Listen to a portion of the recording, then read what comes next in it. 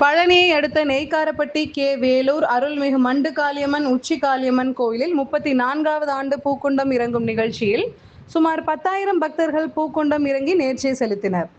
திண்டுக்கல் மாவட்டம் பழனியை அடுத்த நெய்க்காரப்பட்டி கே. வேலூர் அருள்மிகு மண்டுகாளியம்மன் உச்சிகாளியம்மன் கோயிலில் கடந்த மாதம் வைகாசி திருவிழா விமர்சையாக துவங்கியது.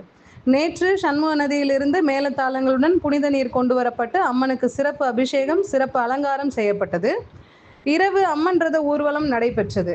இன்று காலை நடைபெற்ற பூக்குண்டம் இறங்கும் விழாவில் 10,000த்திற்கும் மேற்பட்ட ஆண்களும் பெண்களும் பூக்குண்டம் இறங்கி நேர்ச்சை செலுத்தினர். சுமார் 5 மணி நேரம் பூக்குண்டம் இறங்கும் நிகழ்ச்சி நடைபெற்றது. கோயில் முறைகாரர் முதலில் இறங்கியவுடன் பக்தர்கள் இறங்கினர். 2 கைகளிலும் தீச்சட்டி, குழந்தைகள், கரும்பு தொட்டிலில் குழந்தை, அம்மன் வேடமணிந்து என பல்வேறு வகையில் பக்தர்கள் பூக்குண்டம் இறங்கி வேண்டுதலை நிறைவேற்றினர். தொடர்ந்து கிடா வெட்டுதல், பொங்கல் வைத்தல் என விழா நடைபெற்றது. இதில் சுற்றுப்புற கிராமங்களிலிருந்து ஏராளமானோர் கலந்து கொண்டனர். பக்தர்களின் வருகை அதிகமாக காணப்பட்டதால் இன்ஸ்பெக்டர் தலைமையில் ஏராளமான போலீசார் பாதுகாப்பு பணியில் ஈடுபட்டனர். மேலும் நாளை 1008 விளக்கு பூஜை நடைபெற உள்ளது.